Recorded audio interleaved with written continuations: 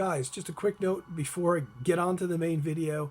I'm sorry for the length of this video, but having recorded it, I decided, I haven't done a video in a while. I'm going to put it up anyway. However, I was going on for so long that I ran out of space, so the end of it gets cut off, but I was absolutely just about on the last sentence. I was pretty much done with the video when it cut off. So I'm not going to go and I'm not going to record 40 plus minutes of me talking all over again. So it does cut off suddenly. By that time, you probably would have tuned out anyway. So I probably shouldn't even mention it. So here it is. Here's the video. And just forgive the cutting off at the end. You know what? Don't even feel like you got to watch it. I went on for too long. And the only reason I'm putting it up is because, hell, I recorded it. And I'm not going to do it again. So here it is. Hey guys, I'm back doing another my second video using my cracked iPad because my computer doesn't want to cooperate. So instead I'm doing the iPad here, the picture's probably actually better than the crappy webcam I have. Though I still kind of prefer the webcam because it's just editing is easier and everything using that program. But today, I got I get so many ideas of things to talk about, and I really am trying to keep down the length of these videos. So I won't even talk about all the musicians that have passed away just since I made my last video. I think I could come on here once a week and just talk about the musicians who have died since the previous week. It's incredible, some of which you don't hear about. I think I might end up having to do another video separately on that. I might. Who knows? But today I have a recent new purchase, a new album that I wanted to talk about a little bit. Because it came so out of left field for me, just me discovering it. It's an album by Miroslav Vitous, the bass player, from Prague, I believe, originally, who started playing jazz in the 60s, and played in a keyboard, bass, and drums trio with none other than Jan Hammer, the famous keyboardist, who of course has since moved to America and became huge, part of Mahavishnu Orchestra, and the guy that did the soundtrack to Miami Vice, and have been in America ever since. And that's something that maybe I read about that years ago. I've been a huge fan of Miroslav Vitous since about 1978 or early 79. And I only learned about his Jan Hammer connection in recent years, and maybe in the last year or two. So that's kind of interesting to me. It's always weird when you're into an artist for a lot of years and you find facts about them that you didn't know, or albums by them that you didn't know. I don't know, in my case I felt like kind of silly. It's like, how could I not know about this? So I'll go a little bit into my history before I speak about the album in particular. It was either my very first or second ECM album that I ever bought, but it's certainly the one that got me into the ECM musicians and looking at the musicians who play on the album and then going out and buying other things by them, because I'm not sure. Steve Reich's Music for 18 Musicians may have been the first ECM album I bought. I'm not sure because it was so close to when I picked up this album by Bar Phillips. But this album, I kind of consider my first ECM because it's the one that led the way into buying other ECM albums, based not only on Bar Phillips, but also on the musicians who played on this album. I had read a review of 3 Day Moon in a music review magazine newspaper, and just the description of it sounded like, wow, I got to check that out. Because at the time, I was still kind of into the Prague thing and into like the Berlin Electronic School. I didn't know anything about any of these musicians. And I actually took several trips to a record store to find a copy of this, because I I looked, strangely enough, I looked everywhere in the store, but based on the description of the music, synthesizers, an electric guitar, and ethnic percussion, I never thought to look at jazz. So this, and I fell in love. This, talk about blowing my mind and changing my whole life's direction. This album definitely did it. And it was the first time I actually ever heard any of the musicians involved. First time I heard bassist Bar Phillips. First time I heard Terje Riptel, who plays guitar on this. First time I heard Dieter Feichner, the synthesizer player, and he's fairly obscure. And the first time I heard Trilok Gurtu, the percussionist. All these guys became, favorites of mine on their respective instruments and as composers even.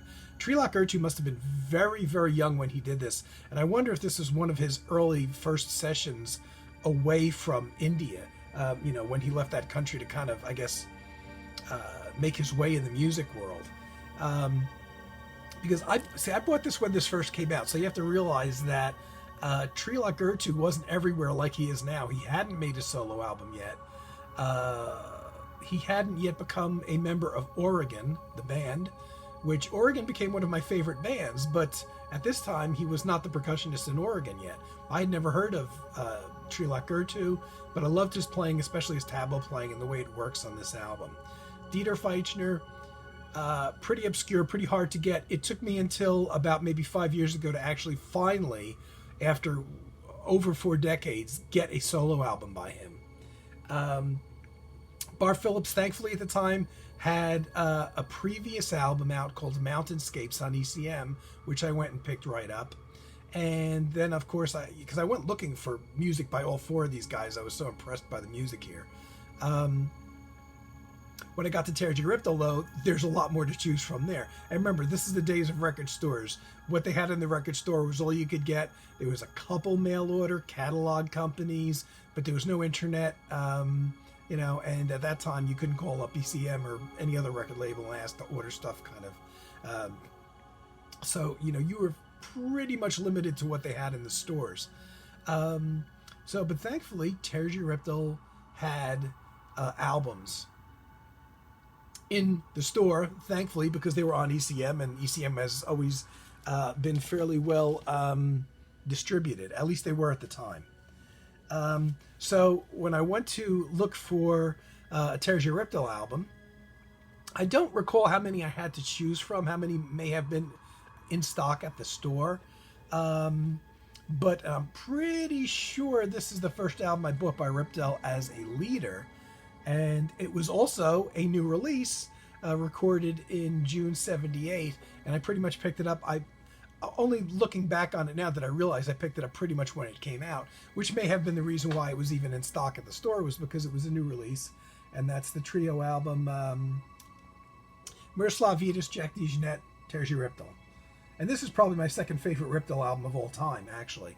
Now, it is a co-led thing. It's really all 3 musicians' albums. But it, musically, in terms of musical direction, it's mostly a Riptel album. Recorded in June 78. The thing that made me probably choose this one over maybe something else that may have been there is I like small bands. It's only a trio. I could still kind of relate to it, guitar, bass, and drums, but, on the basic aspect of it. But both Miroslav Vitous plays electric piano in addition to bass. Terje Riptel plays electric guitar synthesizer, which was very new at the time. I only know of one guitar synthesizer that was out at the time, and that would have been the Roland, or Roland. And he plays organ as well. There's a lot of electronic sounds on here, which I'm guessing had to have come from the guitar synthesizer, because the only 2 keyboards are organ and electric piano, which are very, you know what they sound like kind of thing. But again, just like the previous album by Bar Phillips, hearing the contribution, and I could do a 45-minute video on how this album also changed my life, certainly in terms of drumming styles.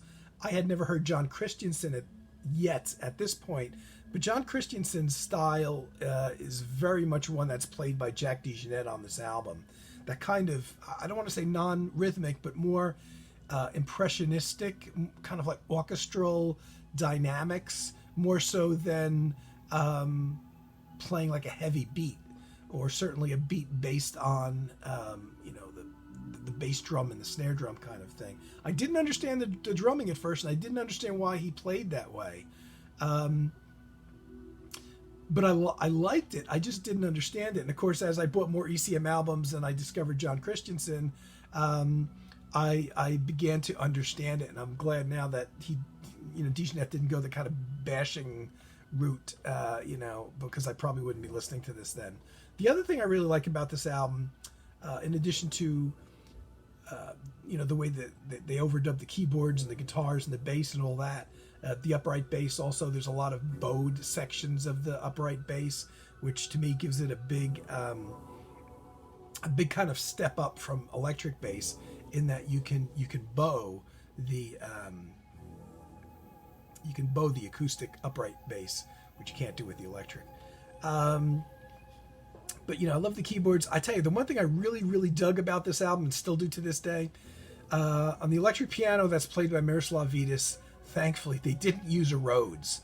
I tell you, I got so burnt out on all these jazz bands playing the Fender Rhodes piano. I can understand why people like the sound. I liked it myself, but man, it's easy to get, if you were around in the 70s when Fusion was going on, or even any jazz musician that doubled or played in addition to acoustic piano, the electric piano, it seems like 90% of them went for the Rhodes. And man, am I just, that is a sound that I am just sick of to this day. Sounds like what they used was a Wurlitzer electric piano, and I had one at one point in the early 1980s. I bought a used Wurlitzer piano, and after I got it and I got it home, I realized, oh, that's the sound on this album. And I love that. I still love that sound to this day. My synthesizer even has a decent Wurlitzer kind of sound to it, sample sound. So this album was another one, just like the Bar Phillips album.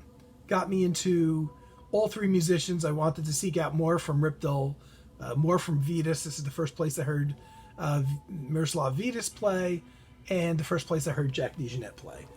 And they've all recorded quite a bit as leaders. So I went on to buy albums by all of them. The first album I bought, or one of them, certainly the first Miroslav Vitous solo album, was this one, which I love the cover.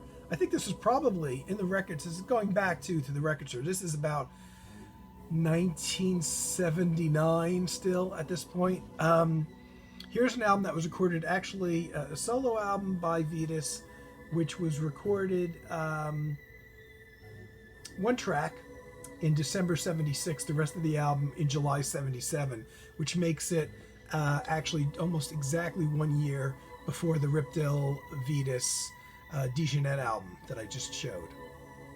I love the cover. Read the back of it. There's a lot of information about the session on the back, which is one of the things I appreciate about LPs. And it ticked, you know, besides wanting to get Miroslav Vitous, I'm pretty sure it's the only album that they had by him. Remind you, this is before Vitous started recording as a leader for ECM. At the time, the only thing on ECM that he had was that Ripdal Vitous DeJohnette album. He had not yet started recording as a leader for ECM, so and he had earlier solo albums. I think most of them were at this point, I think, out of print. His early solo albums that weren't on ECM. Love the cover. The thing that really sold me in addition to it, though, is this is, I've talked about this before, my favorite kind of album is a solo album where a musician goes in and records all the parts himself and overdubs. My next favorite kind of album are duet albums, you know, just two musicians. And that's what this is.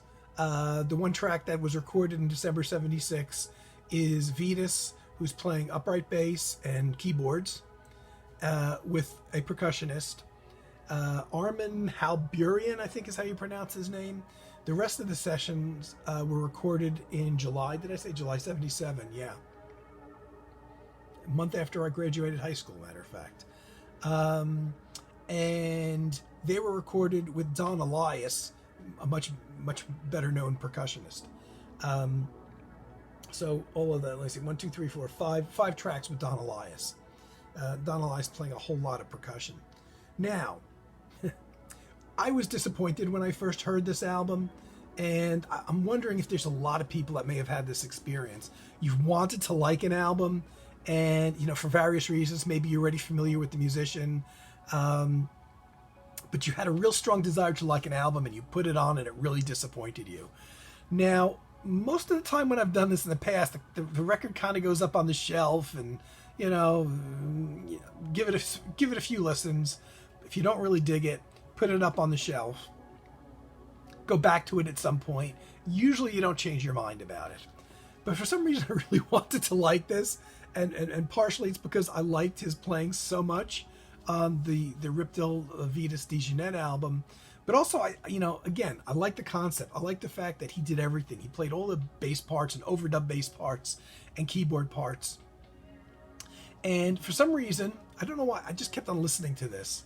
And my opinion changed. There's definitely downsides to this. Now, this album is up on full on YouTube, and you can hear it.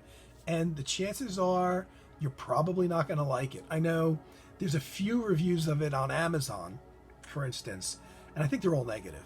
And there's definite shortcomings to the album.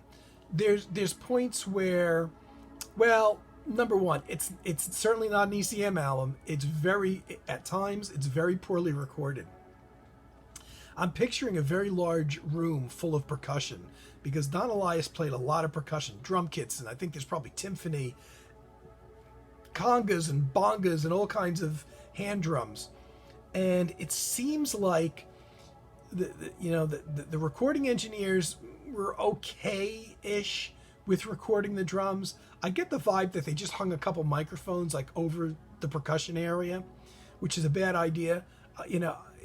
It's okay maybe if you're just playing drums, but if you're playing lighter percussion sounds, you don't get any of the depth of the percussion instrument. You just get the high end. So somebody's playing congas or bongos, and it kind of sounds like they're just tapping on something, and there's no real depth to it. And that's one of the problems with the albums. When there's parts where the main rhythm is being played on conga drums, and it's not well recorded, so the conga drums sound so thin that it just, you don't get that driving feeling, that depth, that bass end of the conga drums. So there's some shortcomings to the way the album was recorded, which doesn't help the music. It doesn't serve the music very well. There's also some moments. There's several very long tracks on here, like the 8-9 minute range, and there's definitely a couple times when it's apparent this is just improvised. And I think one of them is even pretty much live, because you can hear two keyboard parts, electric piano, and a very, very monophonic synthesizer, which is Vitous is playing the upright bass again, and the keyboards. The keyboards consist of some acoustic piano, again, not really, really well recorded, some electric piano, slightly better recorded, and early synthesizers. You can tell these synthesizers are monophonic. And there's some overdubbing, but there's probably not as much as could have been on some of the tracks. There's one track where I'm not hearing any bass at all, and I'm hearing some electric piano, like chords being played with the left hand, and a synthesizer kind of soloing. It sounds like it's being done with Vitous' right hand, and percussion playing over that. And that's a track that could have really used some more overdubbing, throw some bass in there maybe, or some more percussion or something. And I gotta admit, it kind of meanders. However, over time, I kind of got to appreciate it, like, not so much as a great composition, but more as kind of like what it would have been like to hear these guys jamming together in a studio. Maybe doing something not necessarily meant for a release, but something that would have made a great, like, bonus extra track kind of thing. Here's more music from the sessions, but instead it's part of the main album. Now, of course, the record is very short. It's like 36 minutes. So maybe, there's a lot of criticism for including, a couple tunes that maybe meander or something. But I kind of appreciate that. I listen to it more as, at least those tracks and those moments that meander, I tend to listen to it more as, here's a couple guys in the studio making it up as they go along, versus some of the other tracks, which are more written out, more thought out compositions. But strangely enough, by the time that now, so I bought this as 79 maybe, 1979, early 79, before Vitous went on as a leader to record for ECM. And his music for ECM is very different. However, just from listening to that album, just called Miroslav from 77, so many times, by the time the CD era came along, 15, 16 years later, I couldn't wait to pick up that album on CD, which I'm glad I did, because I really kind of had fallen in love with it, though honestly, most people won't like it, to be completely honest with you. So, you know, as time went on, I picked up other Vitous things. Here's an early 1972 Infinite Search, which went under a couple different titles. It was called Mountain in the Clouds as well. There's a lot of different editions that have been published of this album over the years. Much more getting to, it's an acoustic thing. This is a band thing. John McLaughlin plays guitar on it. Joe Henderson plays saxophone. Jack DeJohnette on drums. Joe Chambers plays drums also. So there's a lot of pretty well-known people on this, and it's a bit more getting into that, almost like an ECM thing, mainly acoustic. John McLaughlin is not playing a really processed sounding electric guitar. It's a fairly clean electric guitar, and a lot of people do consider this to be one of his better albums.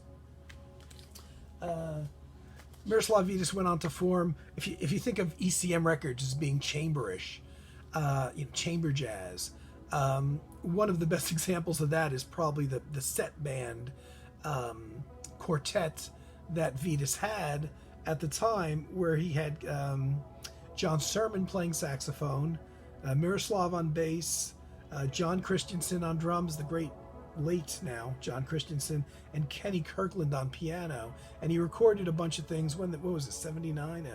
Came out in 80. I think it was recorded in 1979. And he did this whole series for ECM of, you know, the real kind of standard ECM, beautiful things that everybody like. If you like Vitous, you'll like these albums. And he was doing like just about one a year with this quartet where he was writing the music. There's one that came out in 81, just called the Miroslav Vitous Group, with the same lineup, and the very chamberish thing. Did another one in 82 or 83, called Journey's End. Kenny Kirkland was no longer the pianist here, but he picked up one of my favorite pianos to play, John Taylor. So John Taylor became the pianist. And also with John Sermon again and John Christensen on drums on this one. Hard to say which one of the three are my favorite, but I'm really, really a big John Taylor fan. And that's the real typical ECM chamber jazz. He also recorded later on in 85 a solo bass thing. I love solo bass things. Most people find it, hard going, which I can understand. He also recorded some. If you're real familiar with ECM, these won't sound unusual to you, but slightly more avant-garde, pretty much low-key though. Maybe not as pretty as his quartet. This trio, this very interesting trio with Jan Garbrick on saxophones and Peter Erskine on drums and Miroslav on bass. So no harmonic instrument, no piano, no guitar. And this is a really good album, and came out in 91. I really, really dig this. It's only in recent years that I really got into this. And to me, this is a real standout album of his. Garbrick doesn't tend to do his kind of shrill playing so much on here, which is the one thing I don't like about him in general. He's a lot more subdued. It's very well recorded, and it's interesting just to hear, the upright bass, piano, saxophone. Not really avant-garde, but maybe for most people I'd appreciate, jazz, whether it's fusion or whether it's the more composed mainstream stuff. It may seem a little avant-garde. 93, Miroslav did this real interesting one, Atmos, which is just him and Garbrick. Garbrick again on saxophones, so no drums at all. And this one has Miroslav Vitous, and he's playing some orchestral samples at times as well. So these little orchestral samples kind of come in. This is a real interesting trip. I wouldn't say it's outright avant-garde, but it's a bit more abstract. But I definitely put this at the top of the list in terms of things I love about him.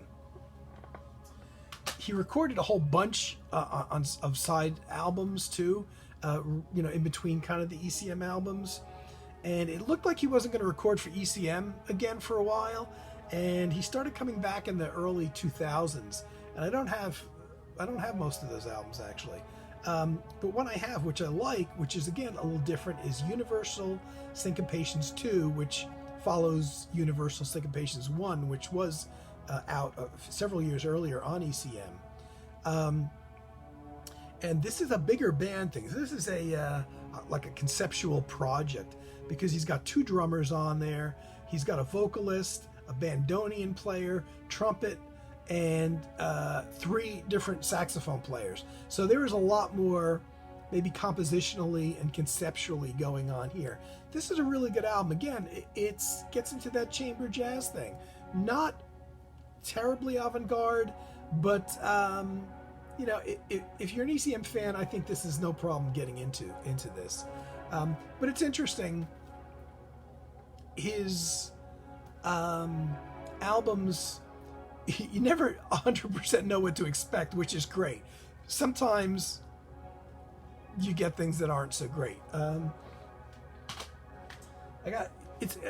picked up a couple things just because he's credited almost like a co-leader, but he's essentially a sideman. A piano trio that he did with this guy, Tom McKinley, who I know nothing about, but Miroslav Vitous is the bass player on here. They do mostly standards, an acoustic piano, bass and drums. There's 2 different drummers depending on when it was recorded. Interesting to hear him play in this area. Another one that he did as a sideman, along with a drummer, but 2 guitarists, which I find interesting. Both of these guitarists, I do have some of their work by. Vic Juris, who is a kind of like a mainstream electric jazz guitarist.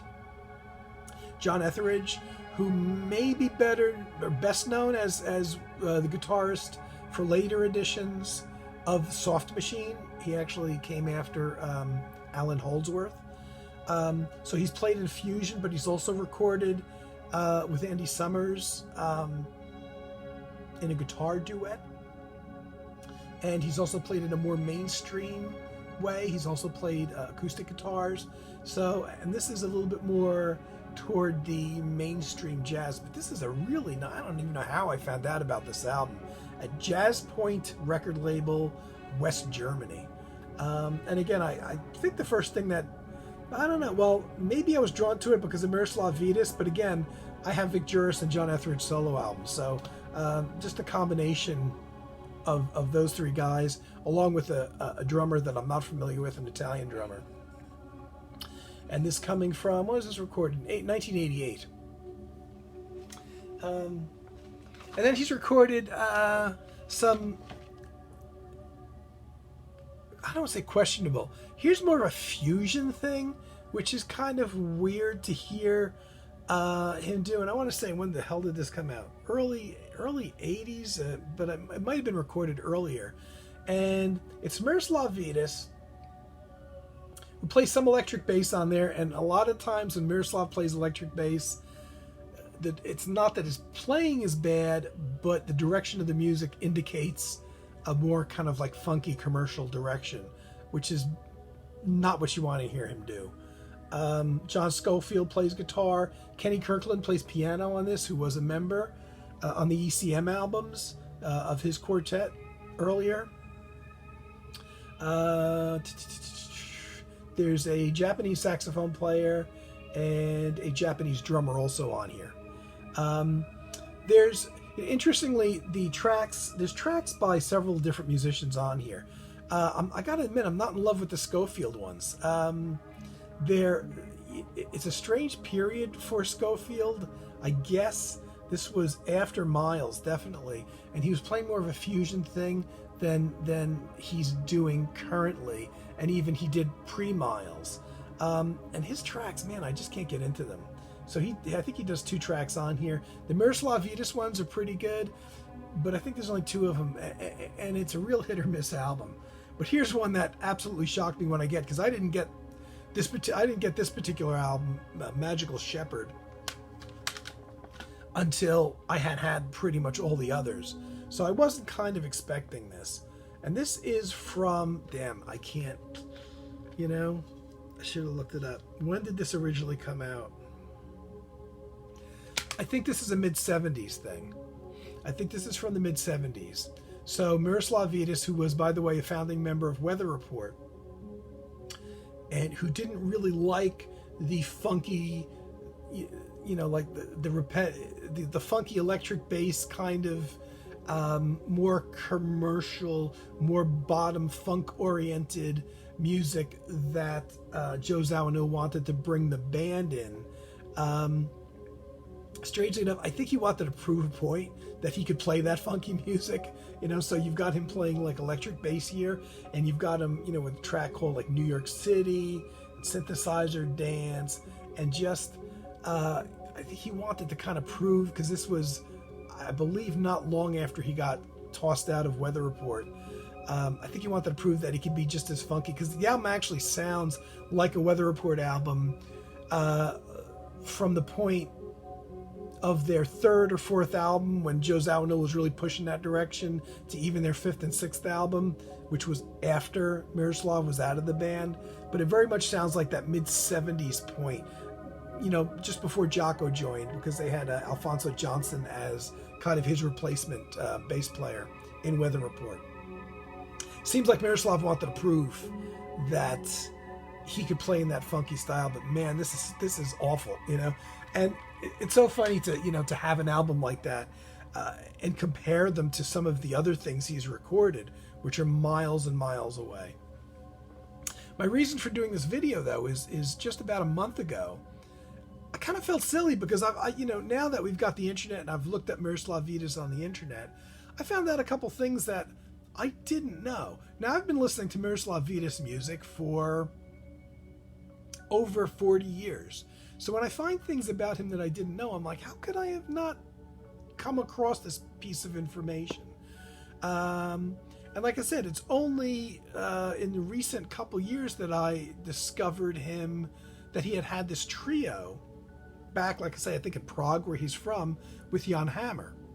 A keyboards, bass, and drums trio before Hammer came to America, before Vitous came to America as well. It's kind of funny that they didn't record again after that. But the third person in the trio, who was a drummer, was somebody that I don't know how I didn't know this information. It was Miroslav's brother. I don't know, younger brother, older brother, I'm not sure. Alan Vitous, who I'd never heard of before. Until about a month ago, I'd never heard of Alan Vitous, who apparently, did... Now, he's the one guy, though. He didn't come to America. I know that he stayed in the Czech Republic, I guess, and had a bit of a career there. From what information I found on him, it seems like he may have stopped playing at one point and then picked it up again. But it's a little strange that I didn't know of his existence until about a month ago, when he's Miroslav's brother. But they haven't, in really pretty much since that trio, which was the late 60s with Jan Hammer, I only found one instance of them doing any kind of recordings together, which is strange because a number of years ago, I don't remember when, but it wasn't recently, it was a number of years ago, Miroslav Vitous apparently moved back to the Czech Republic after living in America for a number of years. So it's a little strange that he hadn't really hooked up with his brother to do more recordings. Now, recently, though, again, felt silly. I found about this Miroslav Vitous recording that I didn't know existed. And it's not really listed anywhere, except for, I guess it was Discogs. But I've seen other discographies in other places of Miroslav Vitous. And there's this record recorded in December of 1988, which came out in 89 initially, that Miroslav did with his brother. And it's the only example from after the 60s period that I've found of Miroslav playing a recording with his brother. That's strange in and of itself. Stranger is that this record is hardly listed anywhere. Now, not having a job, I shouldn't be spending $20-something for a used CD, which is what this is. But the only copy I could get a hold of was from, it was shipped from Sweden, but the seller's from someplace else in Europe. And there doesn't seem like there's really any copies in America of this album. But this is a very interesting album. The album was never listed anywhere that I saw prior to discovering it a month ago. And like I said, I didn't know of Alan Vitous' existence until I saw this listed. I'm like, well, who the hell is Alan Vitous? And how could I'd be listening to Miroslav Vitous for over 40 years and not know him. So I picked up this album, and I'm glad I did. It's a really interesting album, recorded in 88. It's mainly a duo album, which again, I love.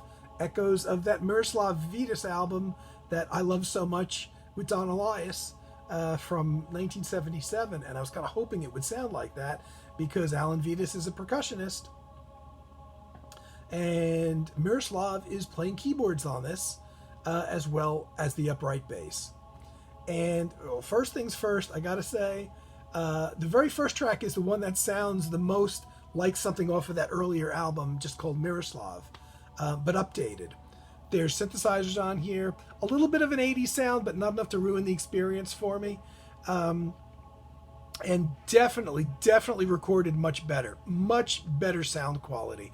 The percussion is recorded really well, and overdubbed. So there's, bass lines being played and the arco bowed bass being played as a melody in some parts.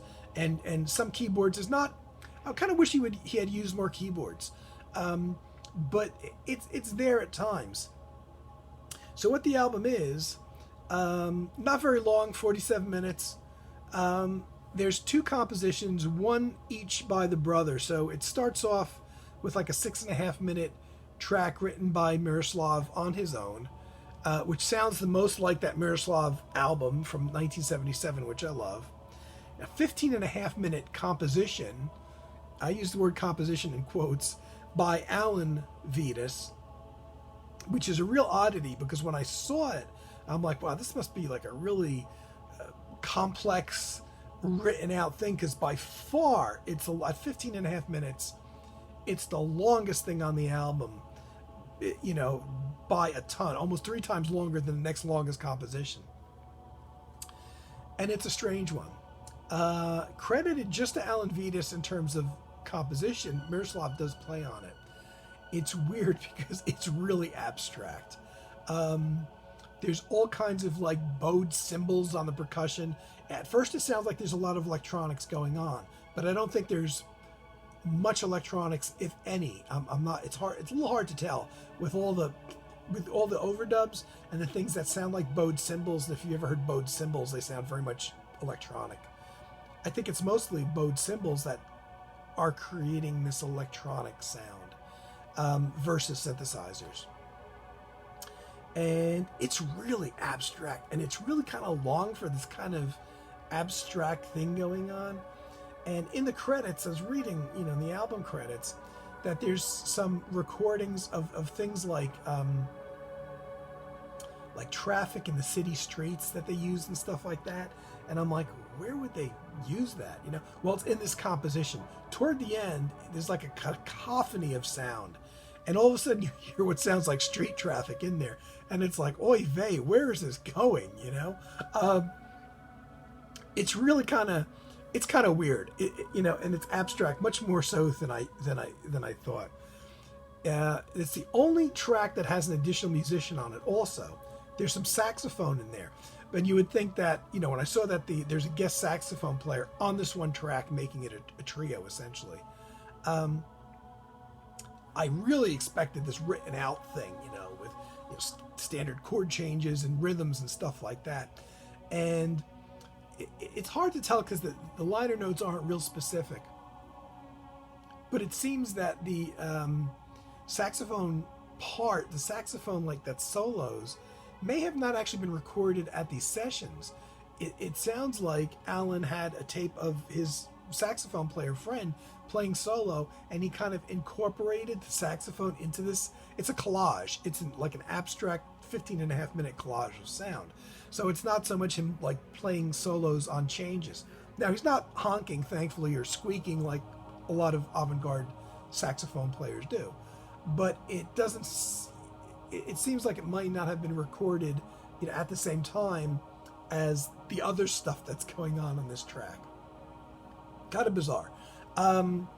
There's 8 other tracks, and this is what gets weird about them. The 8 other tracks on here are credited to both Alan and Miroslav Vitous. The liner notes suggest that these are all improvisations. But they could have gotten away with lying and saying these are compositions because they sound less like improvisations than the Alan Vitous track does. There's overdubbing on them. So you'll have Alan Vitous, say, playing a rhythm on either drums or hand percussion or something, and Miroslav will be playing like a walking kind of bass line over it, and he'll be bowing kind of like a melody over that. So it kind of sounds like more of a composition than something that was made up on the spot and then overdubbed on top of. But it probably was initially improvised. There's some really nice things with Alan Vitous playing, I guess, tongue drums, because you hear this kind of like wooden percussive sound, very light, you know, very natural. You can hear the woody sound, sounding a slight bit like a marimba, but you know, the more limited tongue drums have like maybe 8 notes in them, 6 or 8 notes. And you hear these really nice patterns. And, you know, and then Miroslav is playing over that. And so there's, you know, the remaining 8 tracks, you know, all have that mixture. There's a couple times when Alan Vitous is playing some really nice kind of like patterns on some tuned percussion. Now, the weird thing with this, though, these other 8 tracks, is the length of them. This is what I don't understand because it's not explained in the booklet. All of these, except for one of them, are like in the 2.5-minute range to under 4 minutes. I don't know why there must have been a concept for 7 out of these 8 tracks to keep them so short, because it seems to me that, especially when you're improvising, you tend to maybe go on a bit more. But it seems to me like, you know, some of these patterns that Alan Vitous sets up, especially on the tuned percussion, are really, you could have really gone to town and milked it a bit more, had some more keyboard solos, or had some bass solo parts, you know, the arco, the bowed bass playing over these patterns. The tracks definitely, all of them, all 8 of them, could go on for much, much longer than they do. And they kind of end just as they're starting to get going. And there's one track, the long track out of these 8 tracks runs 4 minutes and 17 seconds, which is, in the jazz world, that's nothing. And there's no explanation in the booklet why these 8 tracks are so short, but there must have been some kind of concept behind this. And I really don't understand why these 8 tracks are so short when you've got the 15.5-minute track that just goes on kind of in its avant-garde abstractness for so long. And then these other 8 tracks or just they start get going, you start grooving on them a little bit, you know, like, oh, there's a rhythm there, or there's an interesting little bass solo, and all of a sudden they end. I don't get it, and there's no explanation. It's like, did somebody have this thing saying all these tracks have to be under 4 minutes? I'm not understanding that, and it's one of those head scratching albums. The music I love, it's recorded really well. Why I did not know of its existence until about a month ago, I don't know. Recorded in December '88. I think initially it only came out on LP, but the CD maybe came out a little bit later. 92 is the date on this one. I think that might have been the first issue on CD. Really interesting album, though. I'm sorry that it's not up on YouTube at all. And I'm sorry I've gone on for so long. I really wanted to talk about this album, and I wanted to talk about the experience of discovering an album by a musician that you've loved and listened to for over 40 years now, and not known of its existence. That's unusual to me, especially in this day and age. If I didn't find out about it until 15 or 20 years ago when the internet was around, okay, but why it took me so long to discover this? Quite an interesting album, though. I'll be listening a lot to it. I'm glad it's very well recorded, and it was recorded. And where was it recorded? In Prague.